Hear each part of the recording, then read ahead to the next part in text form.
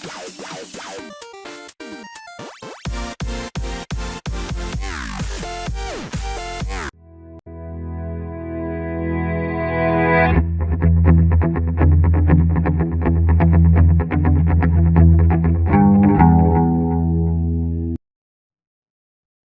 YouTube chess lovers and my friends, this is Gunjan here. Welcome to the 54th episode of Dirty Chess Tricks. In this episode, I'm going to show you a surprising and a wonderful trick against classical English from the black perspective. The opening arises after the following order: c4, e5, knight to c3, knight to f6, and now the pure classical English start with g3 followed by bishop to g2. Well, against this, my recommendation is you should start with this cunning move c6. So planning to go d5, and when white continue with bishop to g2, you indeed go ahead with the move d5, which not only allows you to grab space in the center of the board, but it restricts the white activity. Now, if your opponent continue with slow moves such as knight to f3 or d3, then black can able to maintain his wonderful center and space in the center of the board, which gives him already an advantage in the opening. So accordingly, as per the database, the most frequent choice from the white camp is queen to b3, which at first sight looks so threatening, as not only it attacks thrice on d5 square, but on the other hand, black can't even successfully defend that pawn. For example, black can't even save the pawn with either the move bishop to e6 or d4. In either case, he is going to lose the vital pawn on b7, and after bishop captures b7, queen captures b7, knight to d7, white can simply continue with knight to d5, trying to get fork on c7, so black has to remove this dangerous knight, but at the end of the sequence, it is white who emerge with an extra pawn on the queen side. And as you can see, I have highlighted simple but effective plan of campaign by white, namely d3, knight to f3, castle, and remain a healthy pawn up.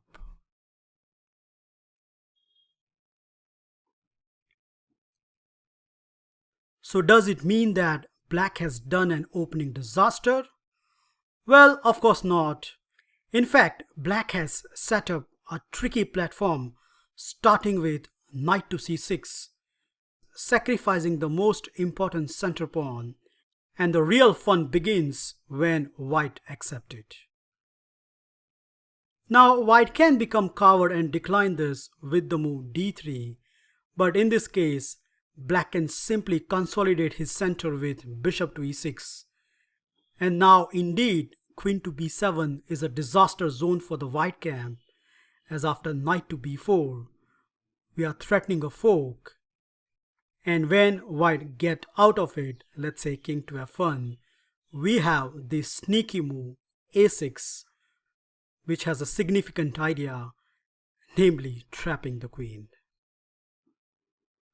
The best white can do over here is bishop to g5, but after rook to b8, bishop captures f6, pawn captures f6, queen to a7, and now the star move, queen to c8, which indeed threatened bishop to c5 and trapping the white sweetie.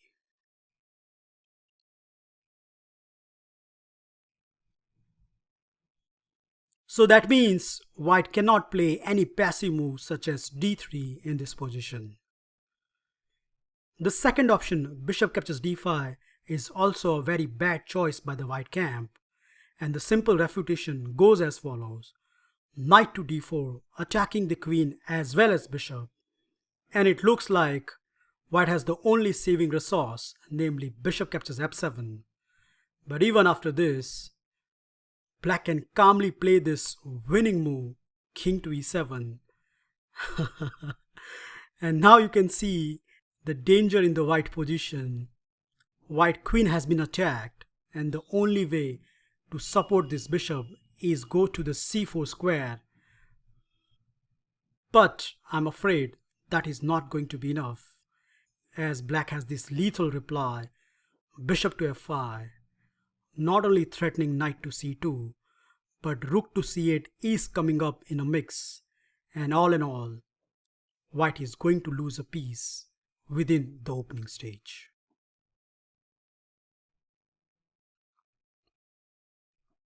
So more or less, if white come this far, then he has to take this pawn and challenge the black setup. Well, guess what? This is the case in the database with more than 500 games, and the highest ELO trapped in this variation is above 2600. So you can see the potential of this line. Here black reveal his nasty idea with this thematic amazing counter-attacking move, knight to d4, and I think after this white is in a huge trouble. White queen is attacked, so as the knight, so white queen has to safeguard the d5 square, and this queen check is always useless as it helps black to develop bishop on d7. So accordingly, white has two choices. Number one, if we continue with queen to c4 supporting the d5 knight, then we can continue with knight captures d5. White has to capture with the bishop, and now comes very nice move, b5, once again deflecting the queen. Well, same old tactics comes into the picture. After bishop captures f7, black can calmly play king to e7. And now in order to safeguard the bishop, white has the only move, queen to d5.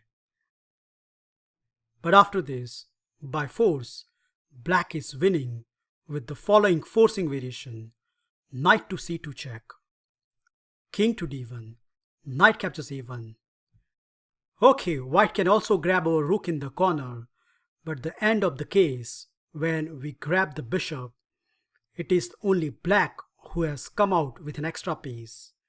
And if you run this position in any professional engine, it will tell you that that knight in the corner is coming out. So that means black has a clear advantage in this variation.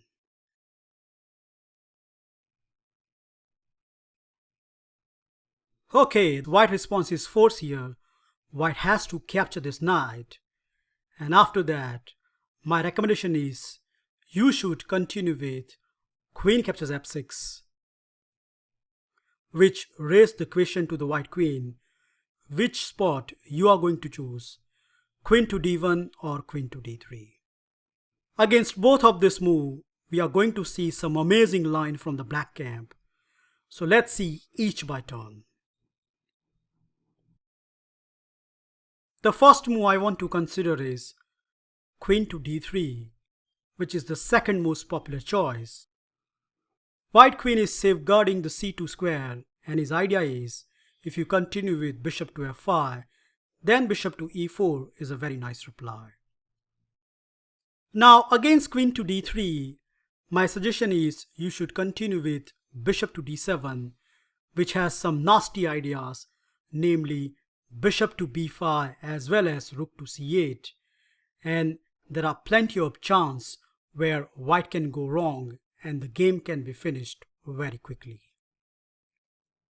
For example, if white become greedy and continue with bishop captures b7, then after rook to b8, bishop to g2, and now rook to c8, once again we are threatening knight to c2, which is unstoppable, and bishop to b5 is also on the card, so that also hinder the development of the white knight. So this line is right out of the equation. The second move, e3, is not good either, as black can continue with bishop to b5, and white queen has only pathetic retrieve scare, namely queen to b1. After that, we can continue with bishop to c6 and obtain a very good game. But the most interesting part is, if white choose to play queen to c3, which looks very obvious, stopping rook to c8 as well as threatening pawn captures knight. Well, guess what? This is a big time blunder, guys. And before I move on, I'd like you to pause this video and find out a decisive move which can force immediate resignation.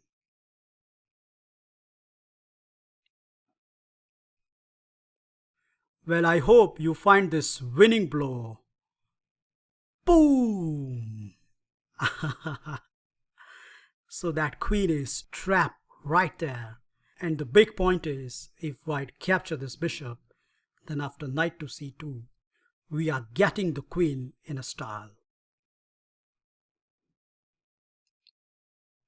Last but not least, what happens if white continue with queen to d1, which is in fact the most popular choice. And here comes one of the most powerful sequence in this line, starting with bishop to f5, threatening knight to c2. So d3 is forced. Afterwards, rook to c8 has been played in almost all the games, which is in fact not my recommendation, as I have choose this rare but very tricky move, bishop to b4 check, which is not even played in a single game.